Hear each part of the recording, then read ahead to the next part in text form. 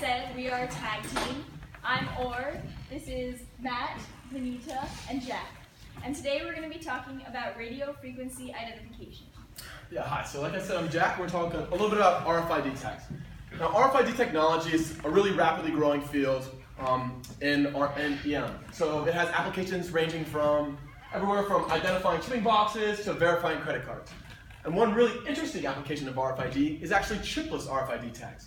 Now, normal RFID tags are great, but they're actually kind of expensive. Each tag costs about 5 cents, which doesn't sound that expensive, but when you're manufacturing millions of these, it adds up really quickly. So the solution is chipless RFID tags. These things cost less than 0.1 cents. Further, they can be printed directly on products and packaging, meaning that they have the potential to replace 10 trillion barcodes yearly with something far more versatile and reliable. So seeing this and understanding this potential, we decided, hey, we should look into this more, understand for ourselves the potential limitations and the possibilities of this technology. So we did this, we approached this project in 2 ways. First, we turned our Cantana into a network analyzer. And this is because in the beginning of the project, we weren't actually aware we could use our laboratory VNA. And so because we didn't have $15,000 to spend, we figured, hey, we're MIT students, we can turn this into our own network analyzer.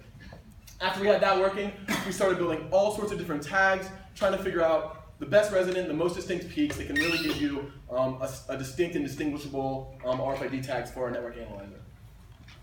So in order to turn our Cantana radar into a network analyzer, we had to take 2 steps. The first thing we did was we added another transmit path composed of another VCO, attenuator, and amplifier.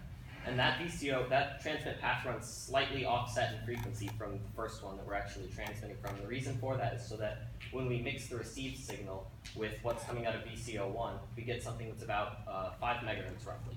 And what we can do is on the printed circuit board, we made a couple of changes, and we can rectify and filter that so we get a DC voltage level that corresponds to the power received from this Cantana. So now let's talk about the tags that we made. So we first considered using a lumped element resonator, but we thought that the values would be hard to find in lab, as well as at high frequencies still generate a high resistance, which sort of lower the quality factor of the system. So we first experimented with the lambda/2 resonator in the middle at the bottom, but this didn't quite produce a sharp peak as we wanted, so then we tried the ring resonator.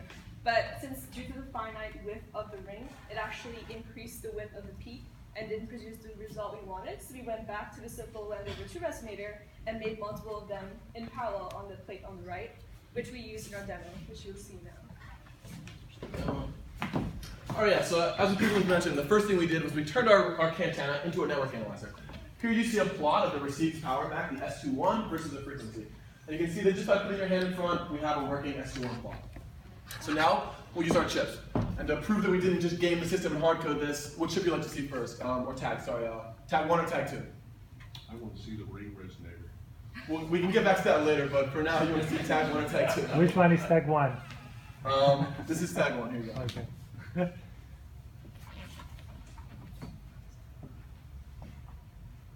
Count 1 detected. So yeah, as you see there, we put the tag in front. There's a resonant peak at the resonance of these transmission lines, and our code can detect this and distinguish between the tags. Likewise, if we use a different size transmission line and a different resonant frequency, we can distinguish between 2 Count tags. 2 detected. So yeah, like that, and just to show it again, it wasn't a fluke. We can do it again. Put either one in front. Tag 1. So yeah, it says it wasn't one time thing. We can do this every time. Count 1 detected. All right, let's switch back to the slides.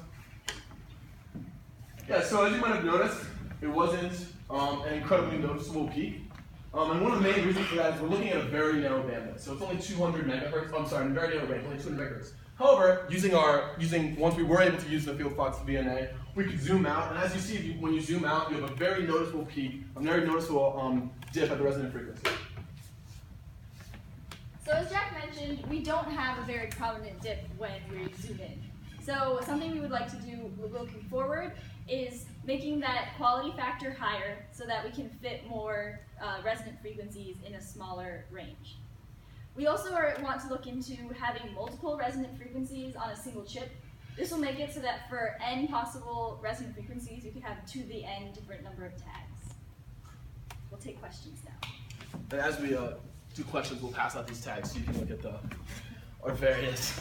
There's the ring resonator you requested. The simple transmission line passes down. Sorry. If anyone has any questions when looking at these. Yeah, do you think that you could ever expand the use of these shipping tags to also plot environmental history of the package that was shipped, like temperature, something like that? Definitely in standard RFID chips for sure, because those RFID chips have an IC, an integrated circuit, and so that can store this kind of information and transmit it back. With this, it's more identification. So things like reading a barcode is really like, it kind of sucks when you have to point your thing right at it. It'd be much nicer if you could point it from a range at any direction and just get a nice reading. And like furthermore, there's all sorts of research being done in these fields. Like there's a dielectric resonation fluid that people are using, and they're actually tattooing it into livestock, and using that, and it's invisible, and so basically you can scan your cow or whatever and say, all right, this is this cow, for tracking purposes and health purposes and stuff like that. In addition to that, we haven't looked into it, but to get back at what you were saying, if we were able to manufacture these transmission lines on some sort of substrate which had material properties that changed with like temperature or humidity or something like that, we might be able to measure the resonant frequencies at different points, and if we knew what it was to start, we could tell. Took a set and we could detect that. Right. Exactly. In addition to things like temperature and humidity, what other external factors might be useful to detect with the changes in resonant frequency? You mean what other external factors are gonna change the resonant frequency of the transmission line? Yes. Hopefully not too many.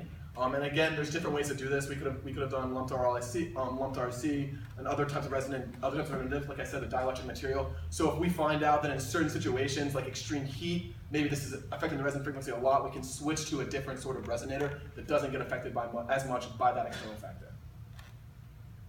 So right now, how far can you read the tags? So, Sure.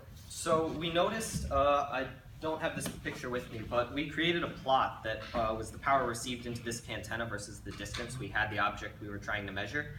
And we noticed there were peaks and nulls, and there were parts where we can actually measure power into this antenna and locations where we couldn't. And we were thinking that that was because we were setting up some sort of a resonant cavity between the back of the can and what we were trying to measure. And so we would have to have it at some distance such that we get constructive interference. We can measure it at about 4 inches away. We can measure it at about, 10 inches away. And much further than that, we can't really measure much of anything. All right, thank you guys.